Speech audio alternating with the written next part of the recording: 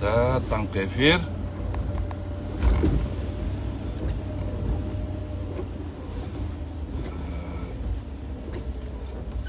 Таңғы эфир. Таңғы эфир.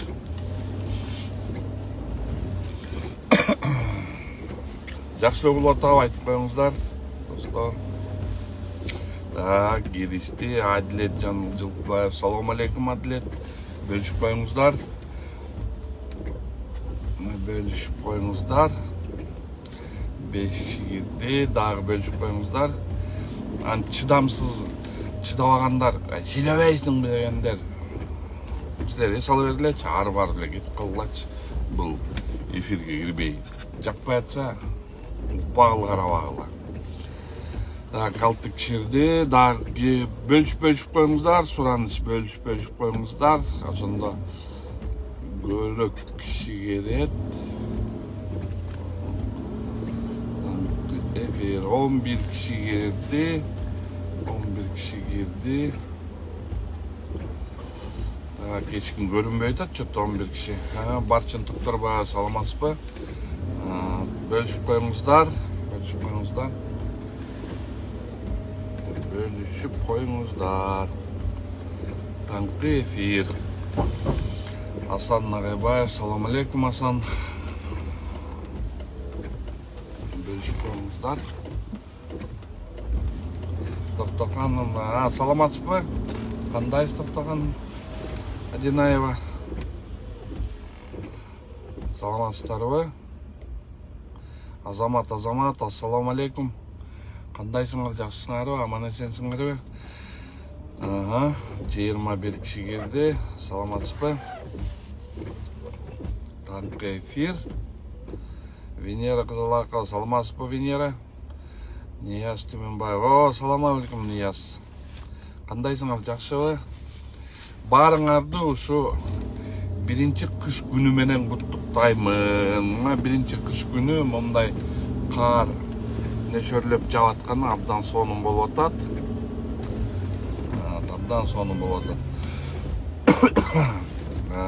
Азиз Өркбек, салам алейкум.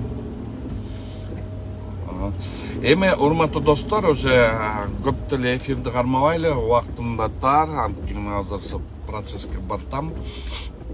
Урматтуу достор, кече кайрылымдуу, азыр таңкы эфирде, кечеки кайрылымдуу дагы бир айта кетсем жакшы болот эле, жакшы ойлодум, ошондо жакшы болот деп. Анткени кече таңкы эфирди чыгарганда мен ошондо деген ички иштер министрлигине жана генеральный прокурорго жана соттун төрагасына Базарбековго кайрылуу жасагам. 22 киши саясий куугунтук боюнча камалган жарандар менен.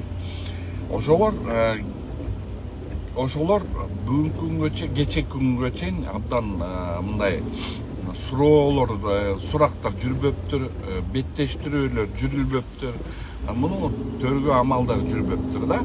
Эми кече таңкы эфирде эметкенден кийин рахмат деп айтып коеюн, ГСУнун начальнигине айтып коеюн, рахматты министрге айтып коеюн, чоң рахмат. Биздин үнүбүз жетиптир. Кече 7-өнү, 8-өнү сразу бир күндө допрос кылып,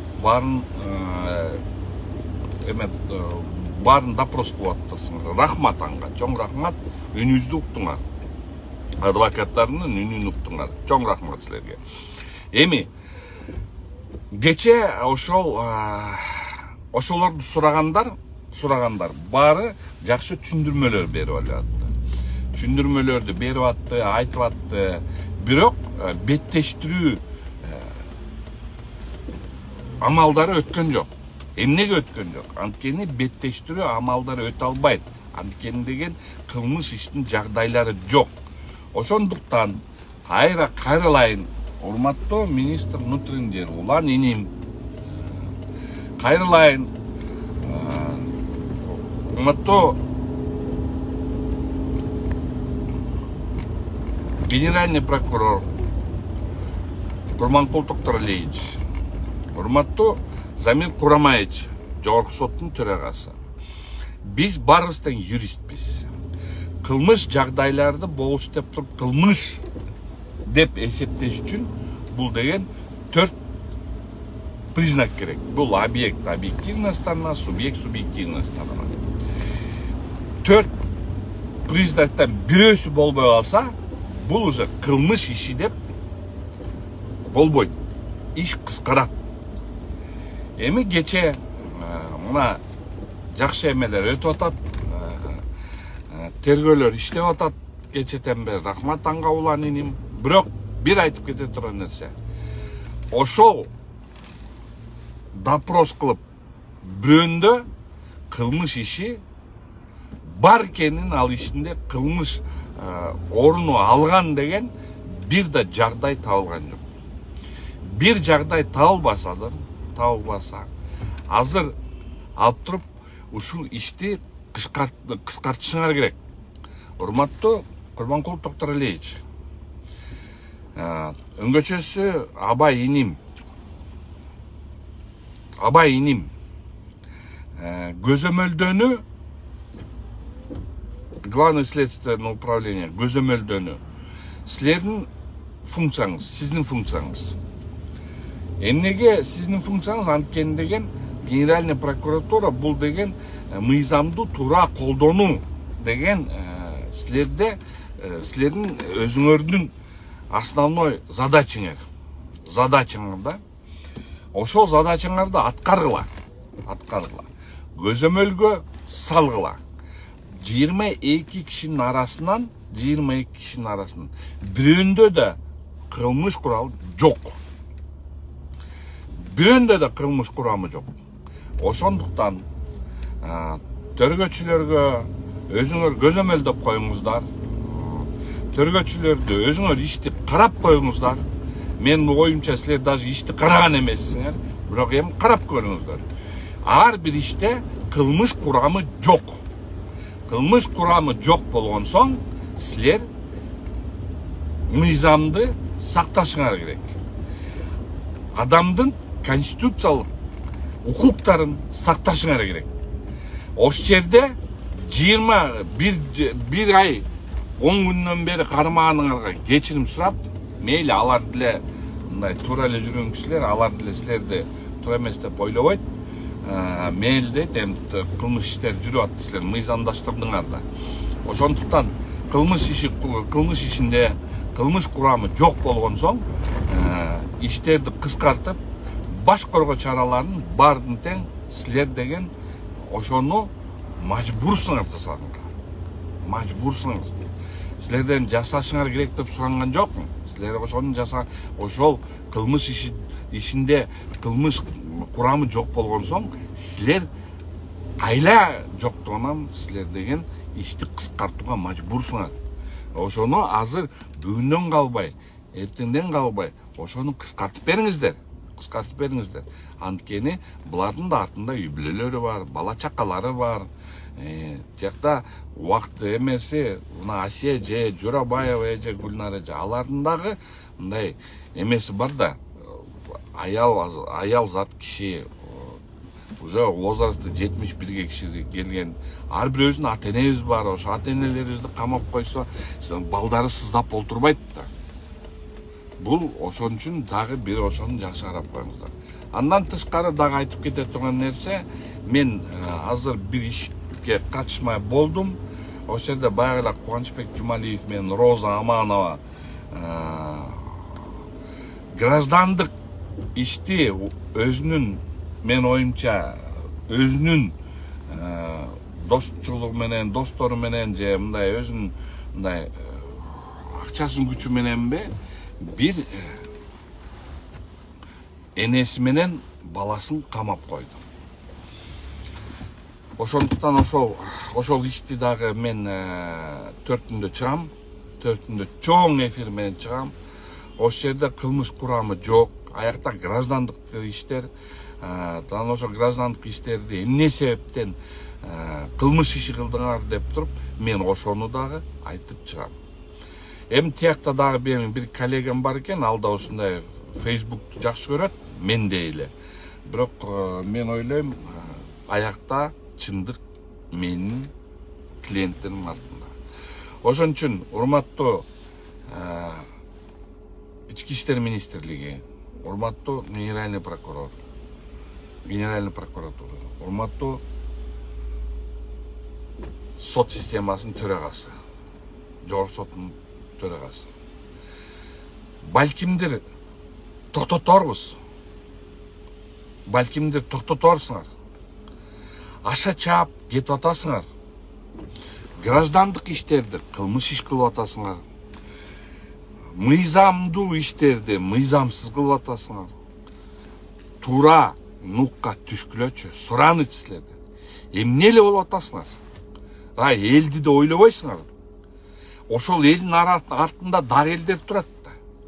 СИЗОдо 70% жөн эле болуп турат, сөзүн ачыгын айтканда. Токтотсоңор боло ошонун баарын. Эми туура жолго түшсөңөр боло. Элдин конституциялык укугун тебелесеңер боло. Анткени силердин карамагыңардагы структурный подразделенияңар баары тең элдин конституциялык укугун, адамдык укугун тебеленип атат. Ошон үчүн урматтуу ички иштер министри, жакшы көзөмөлдөңүз. Силерде служба собственной безопасности деген бар. Тергөө амалдан карап көргүлө. Силерде юристтер толтура. Генеральный прокуратура, Курманкул Токторлевич, абай иним. Силер ошонун баардыгын мындай бир сыйра изилдеп чыккылачы. Кайсы вакытка чейин эл ушинтип эле чыркырап эле ыйлай берет. Чыркырап эле. Силер өзүңөрдүн ушундай сабатсыздык движенияларыңар менен силер деген мындайча айтканда бийликти жарга алып келатасыңар. Кайсы революция болбосун, ошол революциялардын баарында тең. Бүт жерде жалаң эле сот системасы, ички иштер министрлиги, прокуратура күнөөлүү. Орустарда айтат, триггер болуп калган деп коет да, триггерлер сыяктуу. Bunga жеткизбейли мунга. Жеткиштин кереги жок. Адам укуктарын сыйлайлы. Адам касиетин сыйлайлы. Ошону сыйлаш керек. Силер да атасыңар, силер да байкесиңер, силер да баласыңар. Силердин да туугандары болот. Адам укугун тебелебегиле. Адам укугун тебелеген болбойт. Тебелебегиле, сураныч. Ошондуктан жакшы эске келиңиздер. Мына ар бир нерсенин өзүнүн нерсеси бар. Бир кезде ар бир нерсенин кылмыштын өзүнүн курамы бар. Мына бир кезде деле Садыр Нуркожоевич деле кылмыш курамы жок болгон иш менен камалып кеткен. Ошону камаган, ошол жака чуркап справкаларды берген. Течеде Улук мырза деген ГКМБде олтурган бала. Азыр силердин жаныңарда эле жүрөт Садыр Нуркожоевич. Совет директоровто, председатель правления, зам председатель правления кыргыз алтында жүрөт го. Течерде бир кезде силерди барыңар тең балдарыңарга чейин эметкен балдар азыр чоң начальниктер болду го. Ошондо силердин укугуңар тебелеген да. Ошондуктан урматтуу достор, урматтуу биздин президентибиз ошону жакшы бир эске алып, ушундай жакшы бир нерселерди алсаңыз, тарыхты унутпайлы. Тарыхтын негизинде, именно тарыхтын негизинде астыдагы биздин өзүбүздүн жашообуз. Ошо тарыхты эстеп, тарыхтан эстеп ошолордун баарын алып туруп, астыга жыла турган мал ушул. Ошондуктан урматтуу бийликтегилер тарыхты унутпайлы. Рахмат, жакшы алыңыздар.